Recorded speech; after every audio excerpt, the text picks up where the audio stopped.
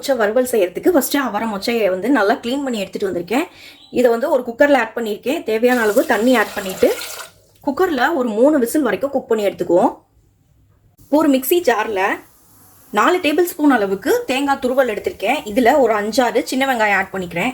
அதே போல் 3 பல் பூண்டு வந்து இதில் ஆட் பண்ணிக்கிறேன். அரை டீஸ்பூன் அளவுக்கு சோம்பு ஆட் பண்ணிக்கிறேன். இதிலே ஒரு பிஞ்ச் அளவுக்கு மஞ்சத்தூள் ஆட் பண்ணிக்கிறேன். மிளகாய்த்தூள் அரை டீஸ்பூன் அளவுக்கு ஆட் பண்ணியிருக்கேன். கரம் மசாலா பவுடர் வந்து அரை டீஸ்பூன் அளவுக்கு ஆட் பண்ணிக்கிறேன். இப்போ இது எல்லாத்தையும் கொஞ்சமாக தண்ணி ஆட் பண்ணி ஃபைனாக அரைச்சி எடுத்துகிட்டு வந்துருக்கிறேன். இப்போ ஒரு பேனை ஹீட் பண்ணியிருக்கேன். இதில் 3 டேபிள் ஸ்பூன் அளவுக்கு எண்ணெய் ஆட் பண்ணிக்கிறேன். இப்போ கடுகு ஒரு டீஸ்பூன் அளவுக்கு ஆட் பண்ணியிருக்கேன். இதுலேயே ஒரு வரமிளகாவை 4 கிள்ளி ஆட் பண்ணிக்கிறேன். இப்போ ஒரு கொத்து கருவேப்பிலை இதில் ஆட் பண்ணிக்கிறேன். நம்ம கோர்ஸாக அரைச்சி வச்சுருந்த பேஸ்ட் வந்து இதில் ஆட் பண்ணிக்கலாம். இந்த பேஸ்ட்லேயே வந்து கொஞ்சமாக உப்பு ஆட் பண்ணிக்கிறேன். இந்த பேஸ்ட்டுக்கு தேவையான அளவு உப்பு மட்டும் ஆட் பண்ணியிருக்கேன். ஆல்ரெடி நம்ம மொச்சையில் உப்பு போட்டு வேக வச்சுருக்கோம். அதனால் இந்த பேஸ்ட்டுக்கு தேவையான அளவு உப்பு மட்டும் ஆட் பண்ணால் போதுமானது.